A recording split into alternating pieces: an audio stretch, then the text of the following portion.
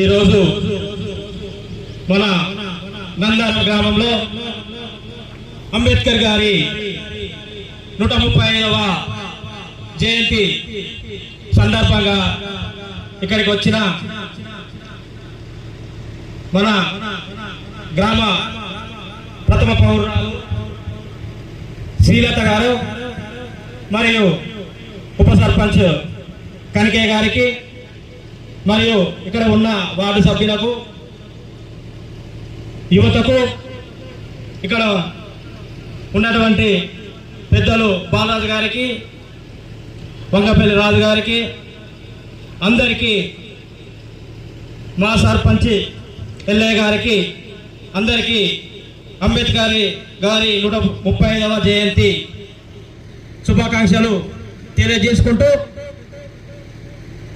మన దేశం ఎన్నో సంవత్సరాలు బ్రిటిష్ పాలనలో ఎన్నో అవమానాలకు గురైన సందర్భంలో ఎంతోమంది త్యాగాల ఫలితాల వల్ల మన భారతదేశం స్వతంత్రం ఏర్పరచుకోవడం జరిగింది. ఏర్పరచుకున్న తర్వాత మన ఈ దేశాన్ని పాలించాలంటే మనకొక రాజ్యాంగం కావాలనే ఉద్దేశంతో మన డాక్టర్ బిఆర్ అంబేద్కర్ గారు మనకు రాజ్యాంగాన్ని రాసిపెట్టడం జరిగింది. ఇటువంటి మహా అనుభావుడు 1891 ఏప్రిల్ 14 మధ్యప్రదేశ్లోని మౌ గ్రామంలో రామ్జీ మాలోజ్ సక్పాల్ భీమాబాయి దంపతులకు ఆఖరి సంతానంగా ఒక దళిత కుటుంబంలో జన్మించడం జరిగింది. తర్వాత వాళ్ళు నివాసరీత్యా మహారాష్ట్రకు పోవడం జరిగింది. అంబేద్కర్ గారు చిన్నతనంలో చదువుకునే క్రమంలో ఎన్నో అంటరానితనం వల్ల ఎన్నో ఆటుపోట్లు అనుభవించడం జరిగింది. ఎన్నైనా అంటరానితనం వల్ల అన్న పడ్డ బాధలను మింగుకుంటూ చదువుకుంటూ మన భారతదేశానికి ఒక గొప్ప రాజ్యాంగాన్ని రాసిపెట్టడం జరిగింది. ఈరోజు మనం ఇంత స్వేచ్ఛగా ఇక్కడ నిలబడి మాట్లాడుతున్నామంటే, ఈ స్వేచ్ఛావాయులు పిలుస్తున్నామంటే ఈరోజు మన అంబేద్కర్ గారు రాసిన రాజ్యాంగం వల్లనే. మన సమాజంలో ఉన్నటువంటి ప్రతి జీవరాశికి, అది చెట్లైనా కావచ్చు, గుట్టలైనా కావచ్చు, మనుషులైనా కావచ్చు, పశువులైనా కావచ్చు, ప్రతి జీవరాశికి హక్కులు కల్పించింది మన భీమ్రావ్ అంబేద్కర్ గారు.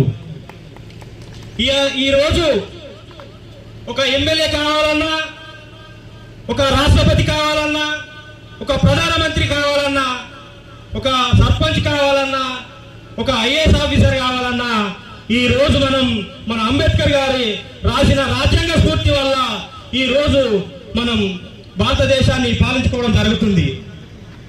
పెద్ద రాష్ట్రాలు కూడా చిన్న చిన్న రాష్ట్రాలు ఏర్పరచడం కోసం రాజ్యాంగంలో పొందుపరిచిన ఆర్టికల్ వల్లనే ఈ రోజు మనం తెలంగాణ రాష్ట్రాన్ని సాధించుకోవడం జరిగింది. ఇది కేవలం మన భీమ్రావ్ అంబేద్కర్ గారు రాసిన భారత రాజ్యాంగం వల్లనే ఇది సాధ్యమైంది. కాబట్టి మహిళలకు కూడా రిజర్వేషన్ కల్పించడం జరిగింది. ఇలా చూసుకుంటూ పోతే ఒక బడుగు బలహీన వర్గాలకే కాకుండా మహిళలకు కావచ్చు, అందరికీ రిజర్వేషన్లు కల్పించిన మహా నేత మన అంబేద్కర్ గారు. కాబట్టి అంబేద్కర్ వాడు కొందరి వాడు కాదు, అంబేద్కర్ అందరి వాడు.